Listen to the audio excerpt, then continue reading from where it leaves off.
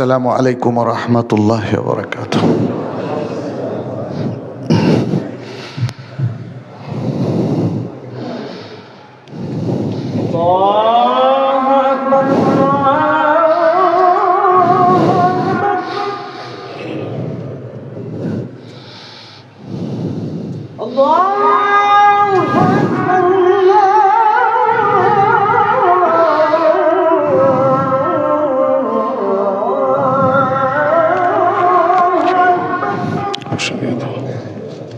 الله أكبر الله.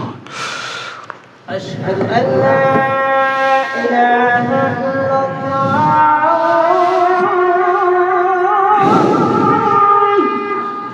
أشهد أن لا إله إلا الله. أشهد أن لا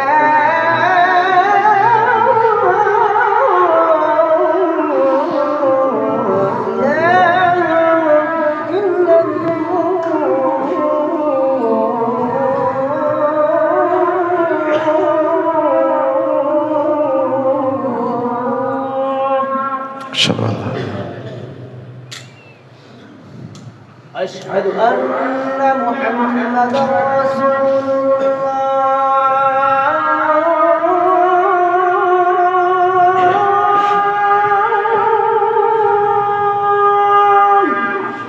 أشهد أن محمدا رسول الله. أشهد أن محمدا رسول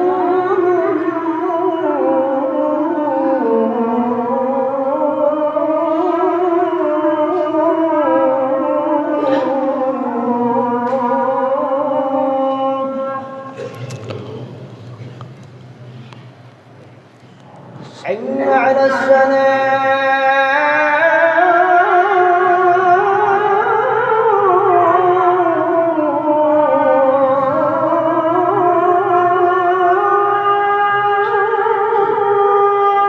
لا حول ولا قوة. حي على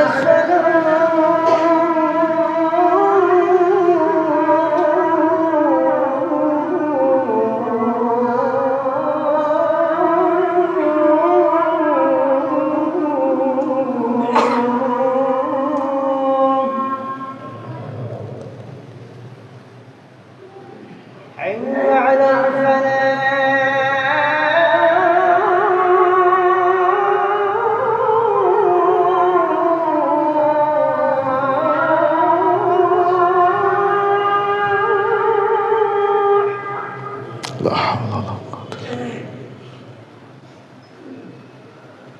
حي على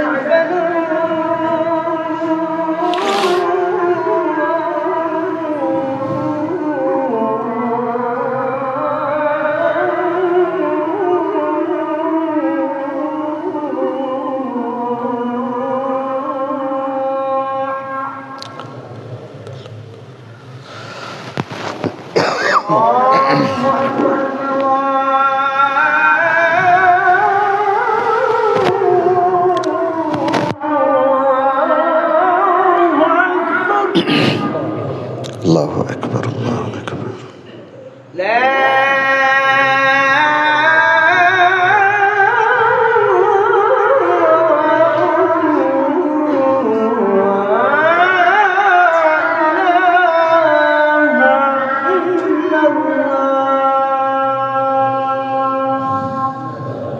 لا إله إلا الله. اللهم رب الصلاة القائمة محمد الوسيلة وبعث اللهم صل على محمد وعلى آل محمد كما صليت على إبراهيم وعلى آل إبراهيم إنك حميد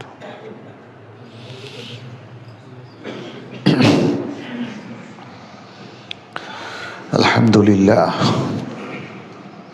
الحمد لله الذي من على عباده بشهر شعبان الذي ترفع فيه الأعمال إلى رب العالمين،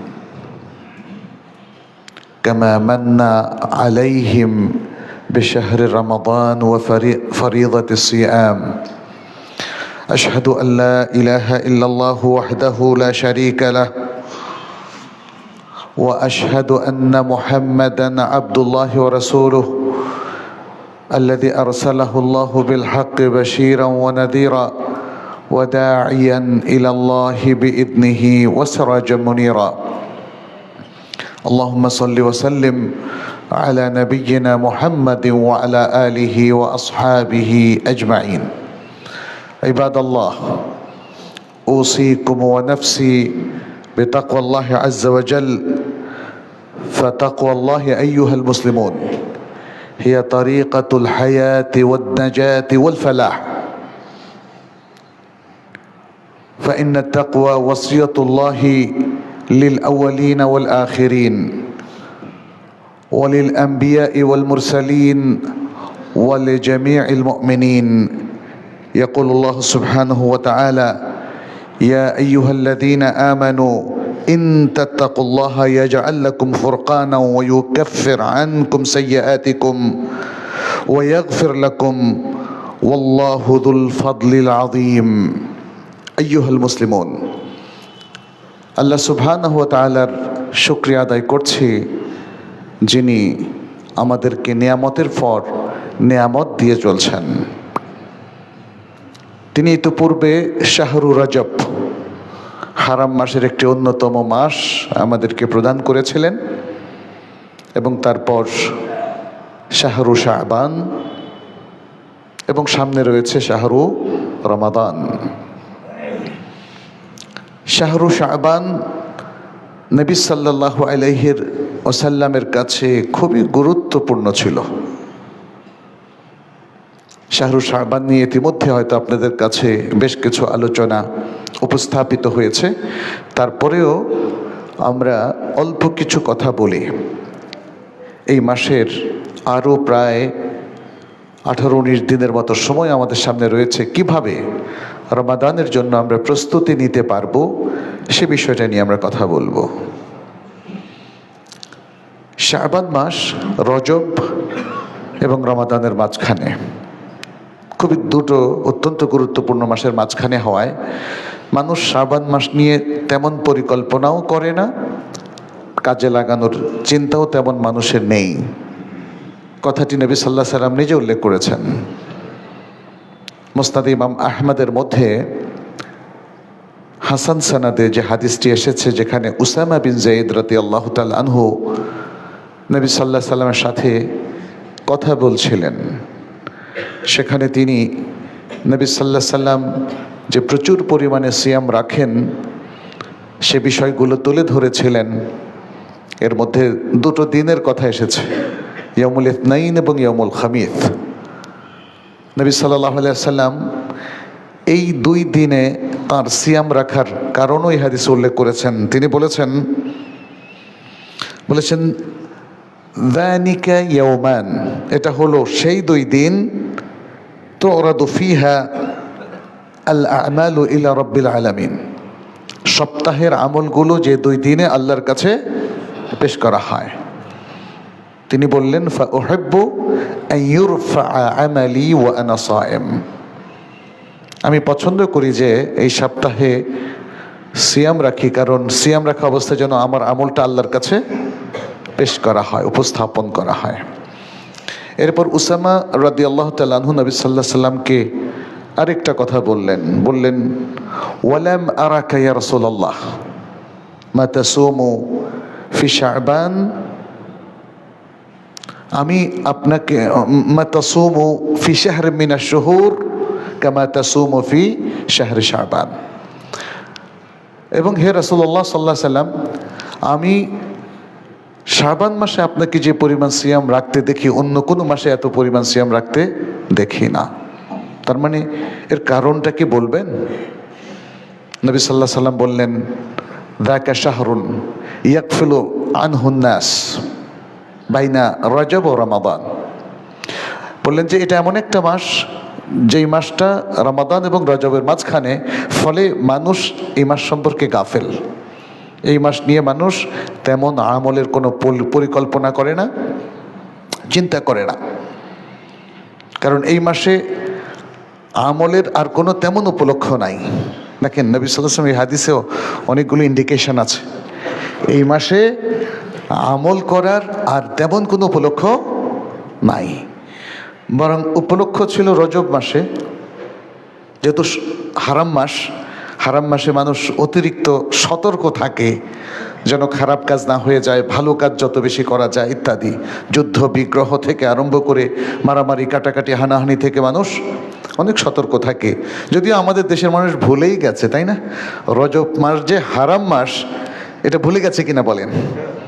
মানুষ রজব মাসকে মেরাজের মাস বলে, তাই না?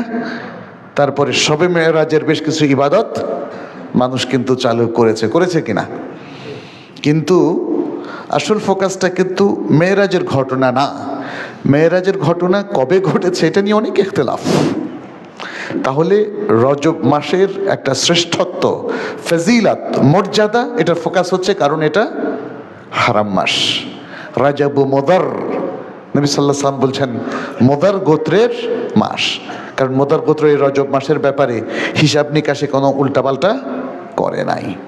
ফলে এই যে হারাম মাস, যে ব্যাপারে মানুষ অতি সতর্ক, এরপরে সামনে আরেকটা মাস সম্পর্কে তারা খুব আগ্রহী, সেটা হলো কি রমাদান। ফলে মাঝখানের এই মাসে আর তেমন কোনো উপলক্ষ নাই বিধায় মানুষ এই মাস সম্পর্কে গাফেল। কিন্তু নবী সাল্লাল্লাহু আলাইহি ওয়াসাল্লাম বলছেন না, এই মাসের একটা বিশেষ ব্যাপার আছে। কি ব্যাপার সেটা? নবী সাল্লাল্লাহু আলাইহি ওয়াসাল্লাম বললেন সেই ব্যাপারটা হলো বৎসরের আমল এই মাসে আল্লাহর কাছে পেশ করা হয়। ফলে আমাদের চিন্তা ভাবনা করা উচিত কোন অবস্থায় আমলটা আল্লাহর কাছে পেশ করা হবে, এটা নিয়ে আমাদের খুব গুরুত্ব দেওয়া উচিত, সতর্ক হওয়া উচিত, আগ্রহী হওয়া উচিত। নবী সাল্লাল্লাহু আলাইহি ওয়াসাল্লাম কিন্তু এই হাদিসের মধ্যে নেসফে শাবান নিয়ে কোনো কথা বলেন নাই। খেয়াল করেন, এত সিয়াম, ইয়া রাসূলুল্লাহ আপনি শাবান মাসে রাখছেন যেটা অন্য কোনো মাসে রাখেন না, কেন? নবী সাল্লাল্লাহু আলাইহি ওয়াসাল্লাম যদি নেসফে শাবান খুব গুরুত্বপূর্ণ হতো তাহলে বলতেন কারণ এ মাসে নেসফে শাবান আছে। সবগুলো হাদিসে কোথাও কোথাও যেখানে নেসফে শাবানের আলোচনা করা হয়েছে আমরা দেখেছি যে ইবাদতের যে প্রোগ্রামগুলো নিয়ে আলোচনা করা হয়েছে এর একটাও সহিহ হাদিস নাই। হুজ্জত, দলিল হওয়ার মতো কোনো সহিহ হাদিস এখানে নাই, যেগুলো যেমন নিসফে শাবানের সারা রাত ধরে সালাত পড়া, পরের দিন সিয়াম, স্পেশাল সিয়াম রাখার যে বক্তব্যগুলো এসেছে এখানে কোনো অথেন্টিক হাদিস নাই। তবে এই রাত্রিতে ক্ষমা করে দেওয়ার একটা ঘোষণা একটা হাসান হাদিসে আছে, কিন্তু ক্ষমা করে দেওয়া তো আল্লাহর ব্যাপার, এটা তো আমার সাথে রিলেটেড না। আমরা আল্লাহর কাছে ক্ষমা চাইতে পারি, ক্ষমা সবসময় চাওয়া সঙ্গত। তাহলে নেসফে শাবান নিয়ে নবী সাল্লাল্লাহু আলাইহি ওয়াসাল্লাম উসামার হাদিসে কিন্তু কোনো আলোচনা করেন নাই। ফলে নেসফে শাবানকে ঘিরে আমাদের সমাজে কত কিছু চালু হয়েছে, আতশবাজি থেকে আরম্ভ করে বিভিন্ন স্পেশাল ইবাদত, সালাত আলফিয়া, হ্যাঁ, হাজার রাকাতের যে সালাত ইত্যাদি, স্পেশাল পদ্ধতিতে যে সালাতগুলো, এগুলো নির্ভরযোগ্য নয়, অতএব সে আমলটা করা যাবে না। আপনি পুরো শাবান মাসের প্রতি রাত্রে একই আমল করবেন। তাহাজ্জুদ পড়তে চান, ওকে। কিয়ামুল লাইল করতে চান, তাতেও কোনো সমস্যা নাই। আর যদি সিয়াম রাখতে চান তাহলে রাসূল সাল্লাল্লাহু আলাইহি ওয়াসাল্লামের সুন্নাহ ফলো করতে পারেন। এই মাসে ব্যাপকভাবে সিয়ামের প্রস্তুতি স্বরূপ আরও কিছু সিয়াম আপনি রাখতে পারেন।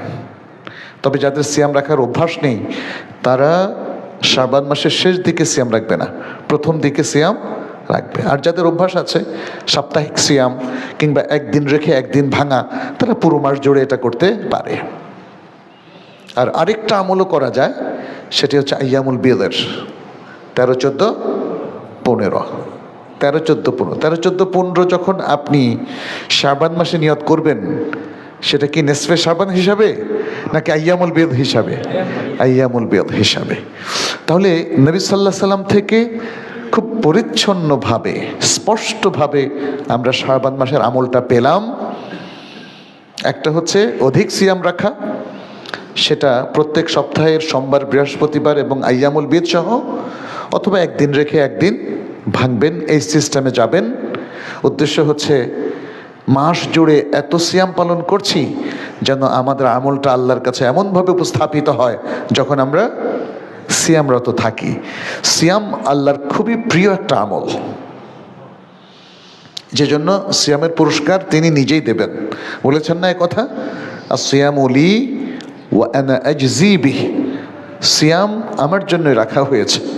ইয়াদাউ তাআমাহু ওয়া শারাবাহু ওয়া শাহওয়াতাহু মিন আজলি, এই বান্দা তার খাবার, তার পানীয়, তার কামনা বাসনা আমার জন্য, আমার সন্তুষ্টির জন্য সে পরিত্যাগ করেছিল, বর্জন করেছিল। তাহলে আসিয়াম লি এর অর্থ এটাই, ও আনা আজজি বিহি, আমি এর পুরস্কার দেব।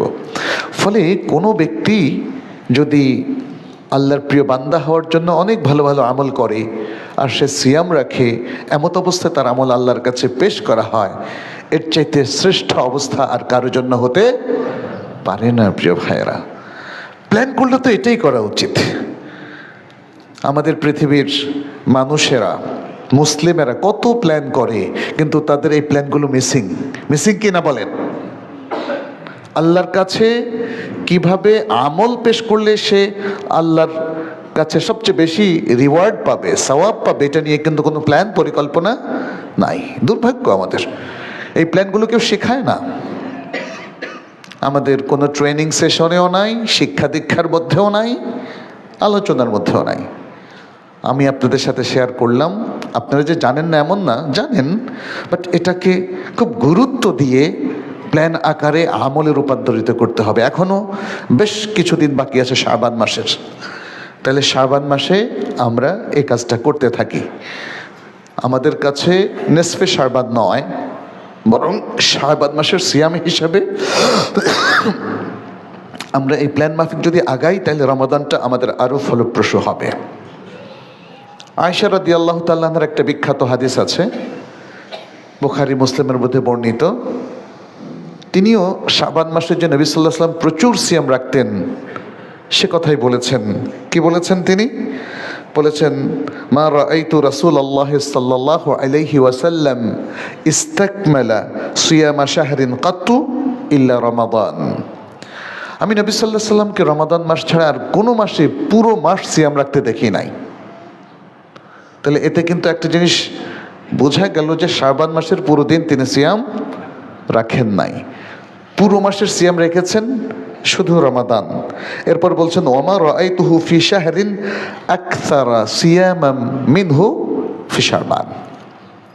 শাবান মাসে যত সিয়াম রাখতেন এত বেশি সিয়াম আর কোনো মাসে আমি তাকে রাখতে দেখি নাই। আর মুসলিমের রওয়ায়াতে এসেছে, তিনি বলেছেন, কানা সাল্লাল্লাহু আলাইহি সাল্লাম ইয়াসুমু শাবানা কুল্লাহ। নবী সাল্লাল্লাহু আলাইহি ওয়াসাল্লাম শাবান মাস পুরোটাই সিয়াম রাখতেন। আবার এ কথা বলে তিনি ভেঙে দিয়েছেন জিনিসটা, কি সেটা? কানা ইয়াসুমু শাবানা ইল্লা কালিলা, একই হাদিসের মধ্যে তিনি অল্প কিছুদিন ছাড়া পুরো শাবান মাসে সিয়াম রেখেছেন। তা না হলে তো শ্রোতা ভুল মনে করবে, শ্রোতা আবার তার এই কথা থেকে মনে করবে যে তিনি শাবান মাস পুরো রেখেছেন, সিয়াম রেখেছেন, মানে কোনোদিন বাদ দেন নাই। এই ভুলটা ভাঙার জন্য তিনি বলছেন, কানা ইয়াসুমু শাবানা ইল্লা কালিলা। আমানতদারির কারণে তিনি এভাবে সুন্দর করে বললেন। তাহলে মোদ্দা কথা হলো, নবী সাল্লাল্লাহু আলাইহি সাল্লাম শাবান মাস জুড়ে অল্প কিছুদিন বাদে বাকি দিনগুলোতে সিয়াম রেখেছেন। তবে এখানে আপনারা হয়তো জানবেন, বলাও হয়তো হয়েছে আপনাদের সামনে, যে ইয়ামুশ শাক্কের দিন সিয়াম রাখা যাবে না। সন্দেহের দিন, যেদিন হয়তো আকাশ মেঘলা থাকে, ঠিক আমরা বুঝতে পারি না চাঁদ না দেখার কারণে এটা কি শাবানের শেষ দিন নাকি রমাদানের প্রথম দিন। এই অবস্থায় নবী সাল্লাল্লাহু আলাইহি ওয়াসাল্লামের নির্দেশনা হলো শাবানের 30তম দিন হিসাবে এটাকে যেন আমরা গণ্য করি এবং সিয়াম না রাখি। কারণ আপনি যদি এই জন্য সিয়াম রাখেন, যদি এটা শাবানের 30 দিন 30তম তারিখ হয় তাহলে তো নফল হলো, আর যদি 1 তারিখ হয় তাহলে তো রমাদান হলো।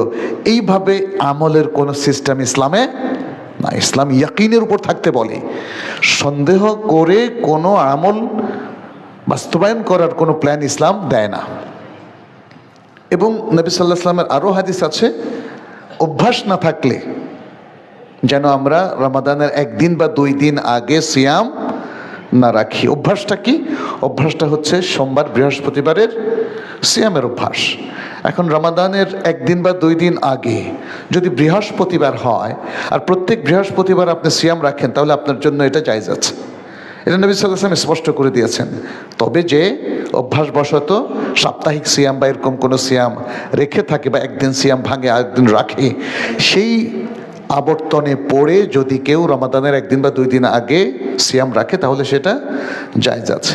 কিন্তু আদারওয়াইজ যদি কারো অভ্যাস না থাকে, তাহলে রমাদানের আগ থেকেই তিনি সাবধান হয়ে যাবেন, ইয়ামুশ শাক অথবা একদিন বা 2 দিন আগের সিয়াম তিনি রাখবেন না।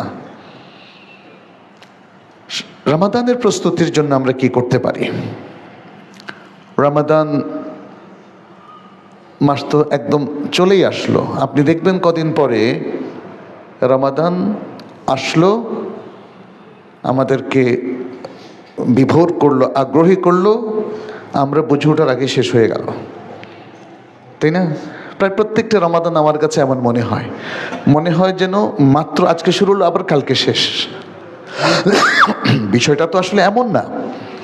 বাট ভালো জিনিসগুলো, যে জিনিসগুলো কল্যাণকর, যে জিনিসগুলো হয়তো আমাদের জন্য অনেক বেশি বেনিফিটিং, এই জিনিসগুলো খুব মনের জন্য আসে আর চলে যায়। দুঃখের দিনগুলো লম্বা হয়, কষ্টের দিনগুলো প্রলম্বিত হয়। এখন এই জন্য রমাদান যখন আসবে, আমাদের আসার আগে আমরা প্ল্যান করে ফেলবো যেন এই রমাদানটা আমার জীবনের শ্রেষ্ঠ রমাদানের মতো করে আমি কাটাতে পারি। এর থেকে একজন আল্লাহর বান্দা সর্বোচ্চ যত বেনিফিট, ফাওয়ায়েদ এবং উপকার নিতে পারি, আমরা যদি প্ল্যান করি তাহলেই সেটা সম্ভব। প্ল্যান না করলে কখনোই সেটা সম্ভব নয়। রমাদান আমাদের কাছে অতীব মর্যাদাশীল একটি সময়। আপনি যদি তাকে মেহমান হিসাবে গণ্য করেন, তাহলে রমাদানের চাইতে সম্মানিত মেহমান আর হতে পারে না। আপনি যদি তাকে ফজিলতের সময় হিসাবে গণ্য করেন, তাহলে এই মাসের চাইতে পুরো মাস জুড়ে ফজিলত, এত ফজিলতের মাস আর হতে পারে না। কারণ এমন কি, আমরা যেমন দেখি জিলহজ মাসের প্রথম 10 দিন পৃথিবীর শ্রেষ্ঠ 10 দিন, সেটা তো 10 দিন, পুরো মাস না। তারপরে হজ, আপনি তো 10, 11, 12 তারিখের মধ্যে হজের সকল কার্যক্রম শেষ করলেন, এরপর আর তেমন কোনো কাজ নেই। কিন্তু পুরো রমাদান মাস জুড়ে আল্লাহর শ্রেষ্ঠ ইবাদত সিয়াম আপনি কিন্তু করেই চলেছেন শেষ দিন পর্যন্ত, তাই না? ফরজ সিয়াম, কিয়ামুল লাইল এবং আরও যে সকল বড় বড় আমলগুলো রয়েছে, মানুষের জীবনের শ্রেষ্ঠ আমল, সবগুলো করার সুযোগ এই রমাদান মাসে আছে। ফলে আমরা আমাদের সালাফদের দেখি, তারা রমাদান মাসকে ঘিরে পরিকল্পনা করতেন, রমাদান মাসকে কাজে লাগাতেন। দুনিয়ার আর সব কিছু বাদ দিয়ে রমাদান মাসে আল্লাহর নৈকট্য অর্জনের জন্য লেগে যেতেন।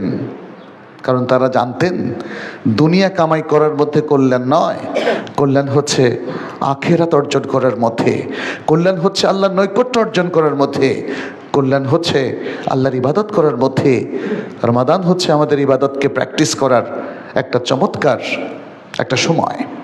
এবং রমাদান যে লক্ষ্যমাত্রা আপনারা হয়তো অনেকেই জানেন, কিন্তু সেটাকে আরেকবার একটু মানে নিজেকে রিমাইন্ডার দেওয়া, মনে করা, পড়া, এগুলো খুব প্রয়োজন। রমাদানের যে লক্ষ্যমাত্রা, সেগুলো মানুষের জীবনের সবচেয়ে জরুরি লক্ষ্য। একটা হচ্ছে ইমান, ইমানের পুনর্গঠন, ইমানকে আবার পরিপূর্ণ জায়গায় নিয়ে আসা। সারা বছর নানা কার্যক্রমের মধ্য দিয়ে আমরা দেখি আমাদের ইমানটা দুর্বল হতে থাকে, দুর্বল হতে হতে কারো কারো ইমান কিন্তু নাই হয়ে যায় কিনা, নাই হয়ে যায়। কখন? যখন সে ইমান থেকে বের হয়ে যায়, অথবা ইমান ধ্বংসকারী কোনো কাজে লিপ্ত হয়। ইমান ধ্বংসকারী কাজ কি মসজিদে শুধু হয় নাকি বাইরে হয়? মসজিদেও হয়, বাইরে হয়। মসজিদে যদি কেউ শিরিক করে কি না বলেন? করে। বাইরেও করে, না জেনে করুক আর জেনেই করুক, বাইরেও করে। ব্যবসা বাণিজ্য, রাজনীতি, বিভিন্ন জায়গায় আপনি দেখবেন মানুষ কুফরি করে বসে। মানুষ আল্লাহর অনুশাসন থেকে বের হয়ে যায়। তার কথা বার্তা, কাজ, চিন্তা, চেতনা, তার মতবাদ তার চর্চা, অনুশীলন, এই সব কিছুর মধ্য দিয়েও অনেক সময় গাফেল মানুষেরা নিজে ইমানদার থাকতে চায়, কিন্তু এই সমস্ত কার্যক্রমের মধ্য দিয়ে ইমান থেকেও সে বের হয়ে যায়।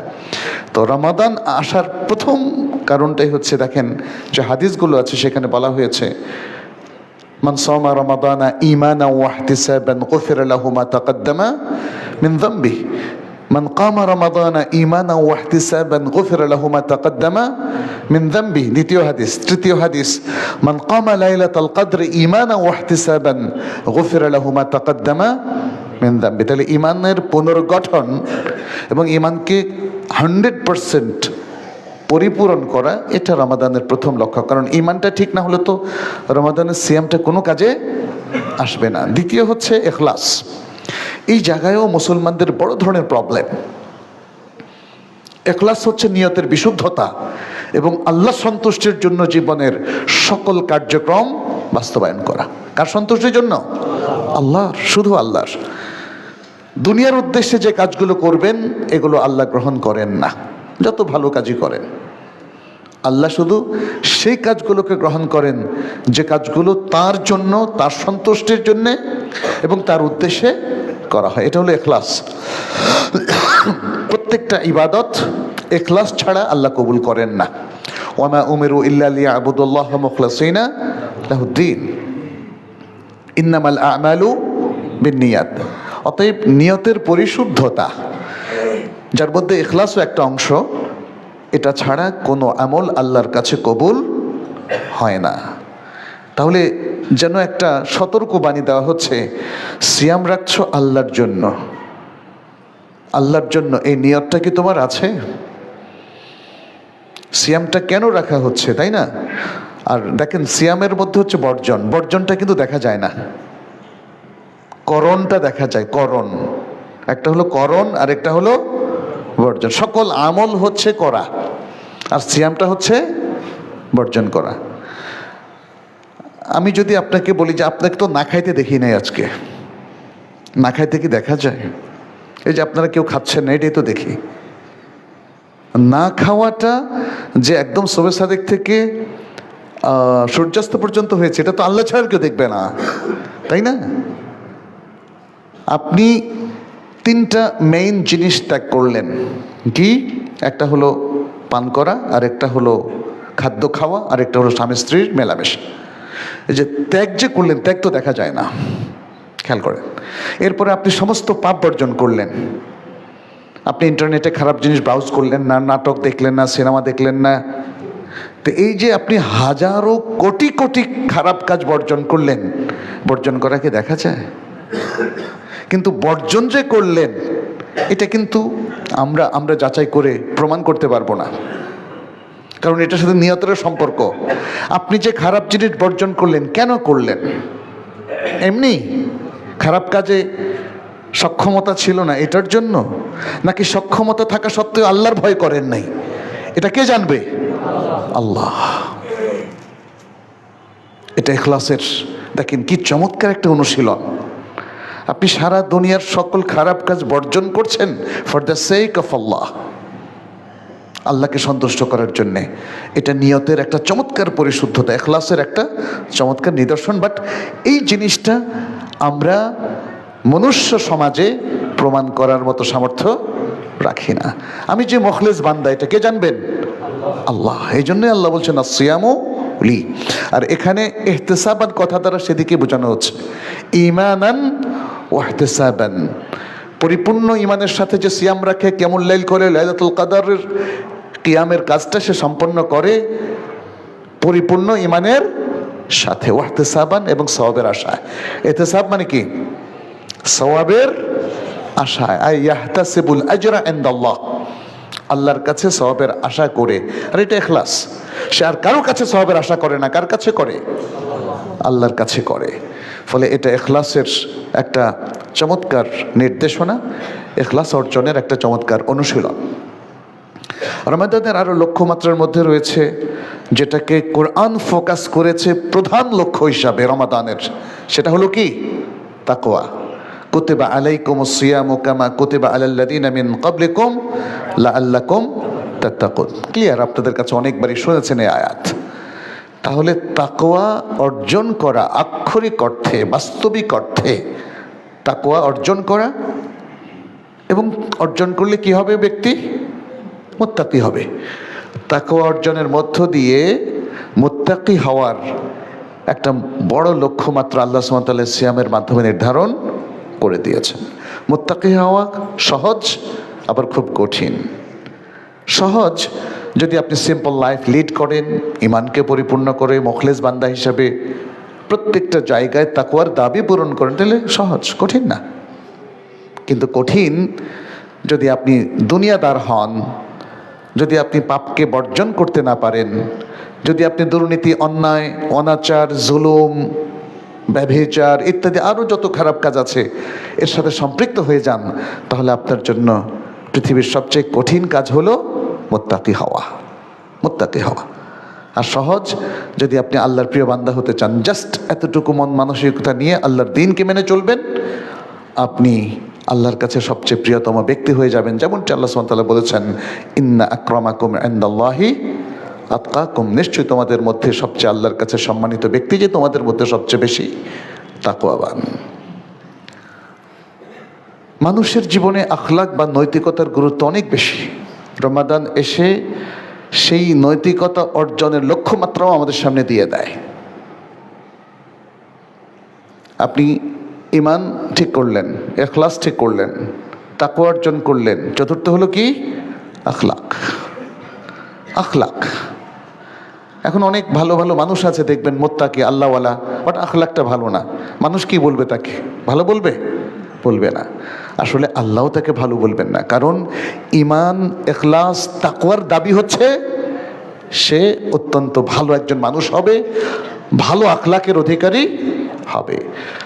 নবী সাল্লাল্লাহু আলাইহি ওয়াসাল্লাম বলছেন, ইযা কানা সাওমু ইয়াউমি আহাদিকুম ফালা ইয়ারফাথ ওয়ালা ইয়াফসুক, কোন রিওয়ায়াতে এসেছে ওয়ালা ইয়াজহাল, ফাইন সাব্বাহু আহাদুন আও কাতালাহু ফালিয়াকুল ইন্নী ইমরুউন সাইমুন মাররাতাইন, যদি তোমাদের কেউ সিয়ামের দিনে অবস্থান করে তাহলে সে যেন অশ্লীল কথা কাজে লিপ্ত না হয়, সে যেন পাপাচারে লিপ্ত না হয়, কোন রিওয়ায়াতে এসেছে সে যেন মূর্খতাপূর্ণ আচরণ না করে। যদি কেউ তাকে গালি দেয় অথবা তার সাথে লাগতে আসে, সে যেন বলে আমি রোজাদার, আমি সিয়াম রাখি, সিয়ামকারী, আমি সায়েম, মানে বারবার যেন সে এটা বলে, দুইবার যেন সে এটা বলে। তাহলে বোঝা গেল যে এই যে সিয়ামকে দেখিয়ে আপনি আখলাকটাকে ঠিক রাখছেন। মানুষ আপনাকে টেম্পট করছে, জোর দিচ্ছে যে আসুন আমার সাথে একটু লাগালাগি করেন, আসুন আমি যেমন গালি দিচ্ছি আপনি একটা গালি দেন, তাই না? দেখেন, গালি দিলে তো মানুষের রাগ চড়ে যায় না, বলেন তো? যে গালি দেয় সে মূলত মানুষকে বলে, দেখেন আমি আপনাকে একটা গালি দেবো, আপনি ডাবল খারাপ আরেকটা গালি দেবেন, কারণ এটা মানুষের অভ্যাস। একটা গালি দেওয়ার মানেই হচ্ছে তাকে উদ্বুদ্ধ করো, তুমিও দাও, তাহলে খেলাটা ভালো জমবে, মারামারিটা বেশ রক্তারক্তির পর্যায়ে চলে যাবে, এখানে শয়তানও ঢুকে পড়ে। আর সিয়াম এসে বলে যে নো, এমনভাবে দেখেন মানুষকে নিয়ন্ত্রণ করে, শয়তানের ঢোকার কোনো সুযোগ নাই। কারণ সায়েম কি বলতে থাকে? আমি সায়েম, আমি সায়েম, আমি, সে আর কোনো কথা বলবে না। কারণ নবী সাল্লাল্লাহু আলাইহি ওয়াসাল্লাম বলছেন, যাই ঘটুক না কেন তুমি বলবা ইন্নী ইমরুউন সায়েম। তাহলে আমাদের সিয়ামটা তো শুধু রিচুয়াল না, আনুষ্ঠানিকতা সর্বস্ব কোনো ইবাদত না। এটা একজন বান্দার ইমানকে পূর্ণ করে, তার ইখলাসের ঘাটতি থাকলে সেটাকে পরিপূর্ণ করে দেয়, তাকে পরিপূর্ণ মুত্তাকি বানিয়ে দেয়, তার আখলাকটাকে সুন্দর করে দেয়। এছাড়াও সবর, ধৈর্য, যে কোনো পরিস্থিতিতে নিজেকে সংযত রাখা এবং আল্লাহর অনুশাসন থেকে বের না হওয়া। এই যে খাচ্ছেন না, কি যে কষ্ট হচ্ছে, কিন্তু আপনি সবর এখতিয়ার করছেন। কোনো রোজাদার কি আল্লাহর উপর রেগে যায় যে আল্লাহ আমাকে সিয়াম রাখতে বললো, কেমন কথা, এত কষ্ট করব আমি? আমরা বরং আল্লাহর প্রতি আমরা কৃতজ্ঞ, শুকরিয়া জানাই যে আল্লাহ সিয়ামের মতো এত চমৎকার একটা বিধান আমাদেরকে দিয়েছে। সুন্দর মানুষ হওয়ার মতো প্রোগ্রাম দিয়েছো, ট্রেনিং নেওয়ার মতো একটা চমৎকার প্রোগ্রাম আমাদেরকে দিয়েছো। এখন আসা যাক আমরা আসলে তাহলে কিভাবে প্ল্যানটা করব। রমাদান তো এসেই গেল। এখানে প্ল্যানের কয়েকটা পার্ট আছে, আমাদের ওলামায়ে কেরাম এগুলো সুন্দরভাবে উল্লেখ করেছেন। প্রথম পার্টটাকে বলা হয় আল খুত্তা তামহিদিয়া, প্রিলিমিনারি প্ল্যান, প্রাথমিক প্ল্যান। প্রাথমিক প্ল্যানটা যেটা অলরেডি আমরা শাবান মাসকে ঘিরে বললাম, এটাই আপনি বেশ কয়েকটা প্ল্যান করবেন। এর মধ্যে শাবান মাসের সিয়ামের মধ্য দিয়ে নিজেকে প্রস্তুত করবেন বৃহত্তর সিয়ামের জন্যে। নিজের আমলটাকে সংশোধন করবেন, কারণ এখন তো প্রায় পরীক্ষার টাইম। প্রতিদিনই খাতা যায় কার কাছে? আল্লাহর কাছে। এই যে আমল নামা বলছেন, এটা তো খাতা, আসলে পরীক্ষার আপনার আনসার শিটগুলো কার কাছে যাচ্ছে? আল্লাহর কাছে যাচ্ছে। অতএব বি কেয়ারফুল যেন ভুল না যায়। শাবান মাসের আগেই আমাদের সাবধান হয়ে যাওয়া উচিত। সাপ্তাহিকভাবে হয়তো আমরা অনেকেই সাবধান, ঠিক আছে, কিন্তু শাবান মাসে আরও অধিক সতর্ক হওয়া দরকার, যেন একটা সাফসুতরা পবিত্র জীবনের অধিকারী আমরা হয়ে যাই। কারণ এই পবিত্র জীবনটাই যদি আল্লাহর কাছে পেশ করা হয় তাইলে তো আমরা আলহামদুলিল্লাহ বলতে পারবো। এর মধ্য দিয়ে রমাদানের প্রস্তুতিটা হয়ে যাবে। তাহলে এতদিন যে পাপগুলো করেছি এগুলো থেকে আরও অধিক সতর্ক হওয়া। মুমিন তো এমনিই সতর্ক থাকে, বাট এখন আরও অধিক সতর্ক। যে ঘুষটা খেয়েছেন আপনারা বলছি, ঘুষটা আসলে অনেক বেশি আম হয়ে গেছে বাংলাদেশে। মানুষ এখন অধিকার মনে করে। হ্যাঁ, ঘুষ থেকে মুক্ত লোক আদৌ আছে কি না আল্লাহই ভালো জানেন। অবশ্যই আছে, আল্লাহর কিছু বান্দা তো আছেই, কিন্তু হয় ঘুষ দেয় নয় ঘুষ খায়। তাহলে তো ইনভলভ তো হয়ে গেলেন। হয় সুদ খায় নয় সুদ দেয়। দেখেন, এই দুটো জিনিস আমাদের সমাজে চরমভাবে ছড়িয়ে গেছে, ক্যান্সারের চাইতে ভয়াবহভাবে। আপনি যদি বলেন আমি সারা জীবন ঘুষ খাই নাই, তাহলে আমি প্রশ্ন করবো আপনি কি তাহলে সারা জীবন একবারও ঘুষ দেন নাই? তাই না? এটা বড় কঠিন প্রশ্ন, উত্তর আরো বড় কঠিন। তাহলে আমাদের এই চ্যালেঞ্জগুলো নিতে হবে। এই প্রশ্নগুলো নিজেকে করেন, অন্যদের কাছে ফয়সালার জন্য গিয়ে লাভ নেই। নিজেকে করেন, তওবা করে ফেলেন, বলেন যে না, আর বাকি জীবন কখনোই এরকম ত্রুটিগুলো করব না। অনেক ত্রুটি আছে, আপনি হয়তো ধরে নিলাম এগুলো থেকে মুক্ত, কিন্তু দেখা যায় অনেক পুরুষ তার স্ত্রীকে কষ্ট দেয়, এটাও কিন্তু পাপ। নারীর প্রতি নির্যাতন করে, এটাও মহাপাপ। আবার অনেক নারী আছে যে তার স্বামীর অধিকার রক্ষা করে না, এটাও কিন্তু পাপ। আমাদের অনেকে এগুলোতে এত অভ্যস্ত হয়ে গেছি যে এখান থেকে যে তওবা করে নিজেকে ভালো করতে হবে এই চিন্তাগুলো আসে না। যখন কোনো দম্পতির সাথে আমরা কথা বলতে চাই যাদের মধ্যে একটা সমস্যা চলছে, প্রত্যেকেই মনে করে সে ভালো আর তার পার্টনার দোষ সব তার। এটা আমাদের অশিক্ষার কারণে হয়েছে, জানেন। কিছু কিছু ভালো মানুষ আমি পেয়েছি যারা আমার কাছে এসেছে, কিন্তু বললো যে দোষ আমার বেশি। আমি দেখলাম তার পার্টনার বললো যে দোষ আমার বেশি, বাট আমরা সমন্বয় করতে পারছি না, আপনি আমাদেরকে একটু হেল্প করেন। তো এটা দেখে আমার খুব অবাক লাগলো, ভালো লাগলো যে সুবহানাল্লাহ, কিছু কিছু মানুষ তাহলে আছে যে তার ত্রুটিগুলো আইডেন্টিফাই করতে পেরেছে। আমাদের মুসলিম, এই যে আমরা মুসলিম একটা বিশাল সোসাইটি, এর মধ্যে উন্নয়ন কেন হচ্ছে না? কারণ আমাদের এই মুসলিমদের মধ্যে ওই কুশিক্ষাটা ঢুকে গেছে। সবসময় নিজেকে জাস্টিফাই করি আমরা, আমি ঠিক, আমার দল ঠিক, আমার চিন্তা ভাবনা ঠিক, আর আমার কাউন্টারে যারা আছে এরা সব ঠিক। এটা একটা ব্যাড এডুকেশন। এগুলো থেকে আমাদের উঠে আসতে হবে। সংশোধন করবেন কোনটা? সবটাই। এখন কেউ হয়তো বলবেন সর্বাঙ্গেই তো ব্যথা, কোনটা সারাবো? একটা সারাতে গেলে তো আরেকটা বাকি থেকে যায়। রমাদান এসেছে প্রিয় ভাইরা আমাদের কাছে, এরকম একটা সুন্দর সওগাত নিয়ে, একটা সুন্দর উপহার নিয়ে, বার্তা নিয়ে, রিসালাত নিয়ে, যে সব ব্যথাটাই চলে যাবে ইনশাআল্লাহ। সকল পাপকে আমরা বর্জন করব, অন্তত বর্জন করার একটা পরিবেশ তৈরি করব, একটা সুন্দর কালচার তৈরি করব। কালচারটা খুব গুরুত্বপূর্ণ, মনে রাখবেন। এখানে কেউ একজন কি কিছু খারাপ কিছু করে ফেললে তার ভেতরে যদি আফসোস হয়, তাহলে বলবো এই সোসাইটিতে এডুকেশনটা ভালো। পরিবারে কেউ কাউকে কষ্ট দিলে যদি পরের দিন গিয়ে সরি বলেন, তাহলে বলবো ইউর এডুকেশন ইজ রাইট। কিন্তু যদি উল্টোটা হয়, ওকে কষ্ট দিয়েছে, আজকে এসে উল্টো আরো বেশি রাগ ঝাড়লেন, আমাদের সমাজ কিন্তু এই অধঃপতনের দিকে চলে গেছে। ত্রুটি কোথায় স্বীকার করবে ওইটা তো দূর, যারা দুর্নীতি করেছে দেখেন, তারা প্রত্যেকে বুক ফুলিয়ে আজও চলে, কোনো ধরনের আফসোস নাই। আপনারা কি বুঝতে পারছেন বাংলাদেশের জাতীয় কৃষ্টি, কালচার, শিক্ষা কতটা অধঃপতিত?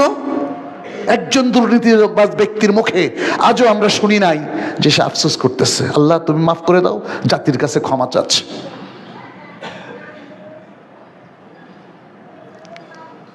রমজান আমাদের সামনে সে সুযোগটা নিয়ে এসেছে। অতএব আসুন আমরা প্রথম যে প্রিলিমিনারি প্রস্তুতির কথা বলছি সেটা হলো এই, যে আমরা সমস্ত পাপ থেকে নিজেদেরকে মুক্ত করার আপ্রাণ চেষ্টা করি। দ্বিতীয় হচ্ছে আমরা কোরআন তেলাওয়াতটা বাড়িয়ে দেই। সিয়ামের কথা তো বললামই, নবী সাল্লাল্লাহু আলাইহি ওয়াসাল্লামের আদলে এই মাসে একটু বেশি বেশি সিয়াম আমরা রাখার চেষ্টা করি। আমরা প্রতিবেশীর হক, স্ত্রীর হক, স্বামীর হক, সন্তানের হক, জনগণের হক, মানুষের হক, এগুলোর প্রতি একটু সচেতন হই। যত ধরনের ত্রুটি আমাদের মধ্যে হয়েছে এগুলোর জন্য আল্লাহর কাছে ক্ষমা চাই। আর বান্দাদের সাথে সংশ্লিষ্ট ত্রুটি হলে হয় বান্দাদের হকগুলো ফেরত দেই অথবা তার কাছ থেকে ক্ষমা চেয়ে নেই। দ্বিতীয় আমাদের যে প্ল্যান সেটি হচ্ছে আল খুত্তা ফিল ইবাদাত। রমাদান মাস যেহেতু ইবাদতের মাস, অতএব আমরা এই রমাদান মাসের ইবাদতের একটা প্ল্যান করে ফেলি, কিন্তু প্ল্যানটা যেন ব্যালেন্সড হয়। আমাদের অধিকাংশ কি করে, তারা ওই তারাবির নামাজের জন্য একটা প্ল্যান করে, কিন্তু ফরজ নামাজগুলোর জন্য প্ল্যানটা আবার ছুটে যায়। বলেন তো, পুরো রমাদানে কিয়ামুল লাইল করে আপনার যে সওয়াব, এটা কি একটা ফরজ ওয়াক্তের সমান হবে? হবে না। তাহলে ইমব্যালেন্সড প্ল্যান করবেন না। আপনি প্ল্যান করবেন আপনার এই রমাদানের ফরজ ওয়াজিব কাজগুলো যেন সঠিক মতো রাসূল সাল্লাল্লাহু আলাইহি ওয়াসাল্লামের সুন্নাহ মোতাবেক যেন আপনি আদায় করেন। এটা হলো ইবাদত সম্পর্কে প্রথম প্ল্যান। দ্বিতীয় প্ল্যানটা হচ্ছে কিয়ামুল লাইলের প্ল্যান করা। কিয়ামুল লাইলের প্ল্যানের মধ্যে আমাদের প্ল্যানটা দেখেন সবসময় নষ্ট হয়ে যায় ঝগড়ার মধ্য দিয়ে। মনে হয় যেন আল্লাহ সুবহানাহু ওয়া তাআলা রমাদানের তারাবি দিয়েছেন ঝগড়া করার জন্য। কয় রাকাত? রাকাত সংখ্যার ঝগড়া করার জন্য আল্লাহ তাআলা কিয়ামুল লাইল দিয়েছেন। এখানে কিছু ফিকহি ইখতিলাফ আছে, এগুলোকে ইগনোর করেন।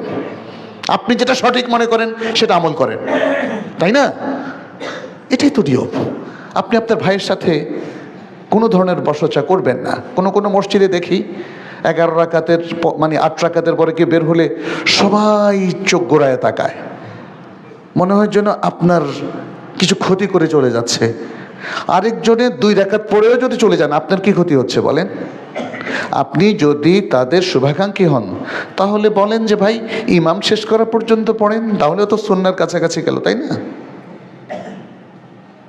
কিন্তু প্রত্যেকেই এক একটা মত পোষণ করেন আর ওই মতের বিরুদ্ধচারীদের প্রতি চোখ এভাবে করে তাকান। এটা ঠিক না, এটা আখলাকের বিপরীত। মানুষের সাথে সুন্দর আচরণ করুন।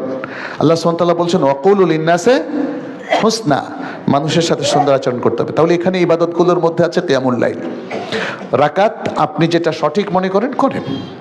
এখানে আসলে নবী সাল্লাল্লাহু আলাইহি ওয়াসাল্লামের পক্ষ থেকে ছাড় আছে।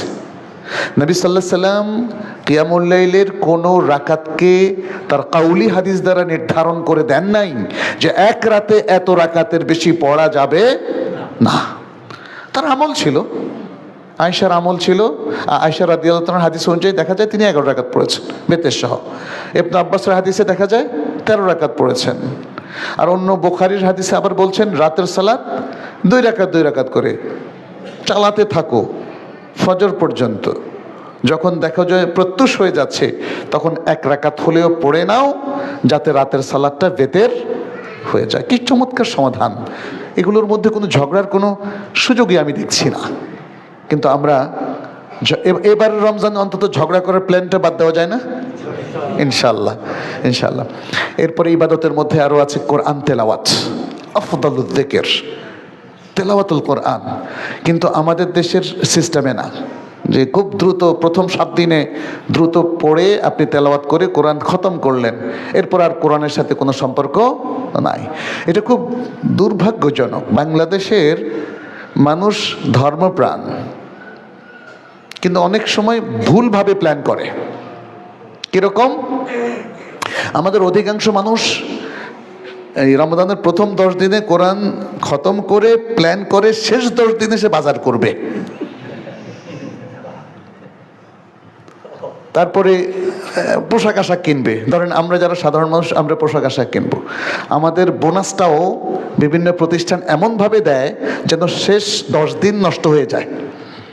কেন? তুমি বোনাসটা অন্তত রমাদান মাসের শুরুতে দিয়ে দাও, অথবা 1 মাস আগে দিয়ে দাও, যাতে রমাদানের সময়টা আমরা পুরোটা ইবাদতে কাজে লাগাতে পারি। একই কথাই তো হলো। আসলে জাতির সবার মাথায় এটা ঢুকাতে হবে। রমাদানের শেষ 10 দিন হলো ইবাদতের এক্সক্লুসিভ সময়।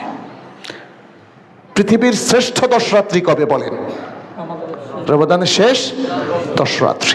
পৃথিবীর শেষ 10 দিন যদি হয় জিলহজ মাসের প্রথম 10 দিন, তাহলে পৃথিবীর শেষ 10 রাত্রি হচ্ছে রমাদান মাসের শেষ 10 রাত। তাহলে এটাকে যদি আপনি বাজারে, নিউ মার্কেট, বাইতুল মুকাররম এগুলো তো ঘোরাফেরাতে নষ্ট করেন, তাহলে এর চাইতে আফসোসের আর কিছু হতে পারে না। দান খয়রাত সাদাকা, ইনফাক ফি সাবিলিল্লাহ আরেকটা চমৎকার আমল, যেটাতে আল্লাহ সুবহানাহু ওয়া তাআলার যত ক্রোধ আছে, যত রাগ আছে বান্দার প্রতি, সবটা মিটে যায়। আর সাদাকাতু তুতফিউ গাদাবার রব। অতএব আর রমাদান মাসে নবী সাল্লাল্লাহু আলাইহি ওয়াসাল্লামের ব্যাপারে বিশুদ্ধ হাদিসে এসেছে, তিনি প্রচণ্ড বেগবান, ঝড় হওয়ার চাইতেও বেশি বেগবান ছিলেন দান খয়রাত। অতএব আমরা এইবারের রমাদানে কিভাবে দান খয়রাত করবো, এটার একটা প্ল্যান করতে পারি। আপনাদের যাদের জাকাত আগে ফরজ হয়েছে আগে দিয়ে দেন প্লিজ।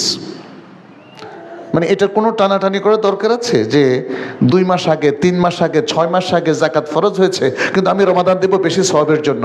কিন্তু আপনি যে জাকাতের হকদার যারা, তাদের হক কি নষ্ট করলেন না? আপনারা কি জানেন জাকাত ফরজ হওয়ার পরে কতদিন পর্যন্ত দেরি করা যায়? আমাদের ওলামায়ে কেরাম কি বলেছেন? কেউ বলেছেন ফরজ হওয়ার সাথে সাথে দিয়ে দিতে হবে।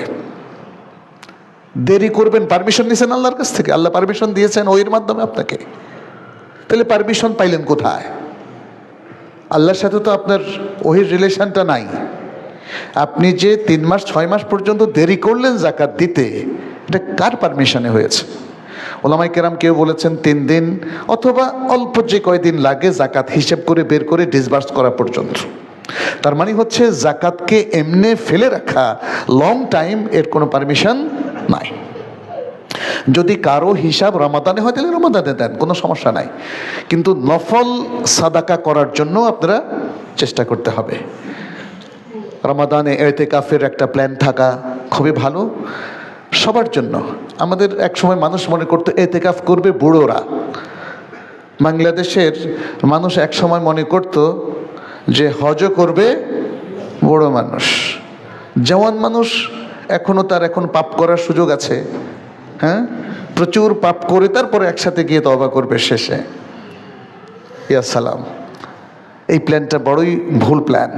আলহামদুলিল্লাহ এখন আমাদের তরুণ সমাজ অনেক সচেতন, তারা এখন শিখছে, বুঝতে পারছে, অনেক বেশি ইতিবাচক তারা, এবং আল্লাহর নৈকট্য অর্জনের জন্য তারা এখন চেষ্টা করছে। ফলে আমি তরুণদেরকেও বলবো ইতিকাফের প্ল্যান যেন তারাও করে, আমরা সবাই মিলে করি। রমাদানে যদি উমরা করা যায় খুব চমৎকার একটা প্ল্যান, কিন্তু এটা সামর্থ্যের সাথে রিলেটেড। যদি কারো পক্ষে সম্ভব হয় রমাদানের উমরা একটা হজের সমপরিমাণ, অথবা রাসূল সাল্লাল্লাহু আলাইহি ওয়াসাল্লামের সাথে হজের সমপরিমাণ, এভাবে। তাহলে এটা গেল আমাদের সেকেন্ড প্ল্যান। আচ্ছা, থার্ড প্ল্যানটা হচ্ছে রমাদানে, থার্ড প্ল্যানটা আমাদের প্রথম প্ল্যানে আমরা বলে ফেলেছি, সেটা স্পেশালি আমি বলতে চাচ্ছিলাম যে খারাপ কাজগুলোকে ত্যাগ করার প্ল্যান। আমি এটা ত্যাগ করব। যারা ধূমপান করছেন বলবেন যে আমি এই রমাদানের পরে আর কোনো ধূমপান করব না। যারা তামাক খাচ্ছেন, অনেক হুজুর মানুষ তারা কিন্তু পানের সাথে তামাক খায়। তামাক যে হারাম এই খবরটা তাদের অনেকের নাই। আবার একটা ফতোয়া আছে তামাক খাওয়াটা মাকরুহ, ধূমপানও মাকরুহ। তো যেহেতু মাকরুহ তেমন কোনো প্রবলেম নাই, দিলে খাওয়াই যায়, ধূমপানও করাই যায় এরকম। কিন্তু বিশুদ্ধ মতটা কি আপনারা তো জানেন, তাই না? এটা হারাম, অতএব সেটা করা যাবে না। আচ্ছা, এর পাশাপাশি আমাদের আরও কিছু প্ল্যান থাকতে হবে। সেটা হচ্ছে, এটাকে বলা হয় আল খুত্তা আল মুঈনা, অর্থাৎ আমাদের সাপোর্টিং কিছু প্ল্যান থাকতে হবে। পরিবারের সবাইকে, যেমন সিয়ামের, ঠিক আমি যেভাবে সিয়াম রাখছি তাদেরকে সিয়ামে অভ্যস্ত করা, ইবাদতের কাজে আমার পুরো পরিবারকে সম্পৃক্ত করা, বন্ধুদেরকে সম্পৃক্ত করা। বন্ধুদের মধ্যে আপনি সেই বন্ধুদেরকে চয়ন করবেন যে বন্ধু আপনাকে কখনো ভুল দিকে মিসগাইড করে না। এটা কিন্তু খুব গুরুত্বপূর্ণ। আপনি যদি ব্যবসায়িক পার্টনার নেন, একটা লোক তার সুদের টাকা, আমাকে অনেকে জিজ্ঞেস করে, ভাই আমার পার্টনারের টাকা তো সুদ, আমার বিজনেসটা ঠিক আছে কিনা? তো বিজনেসের আগে এটা ভাবাটা ভালো না? একজন মানুষ যে সুদে লেনদেন করে তার সাথে পার্টনারশিপ কেন করবেন আপনি?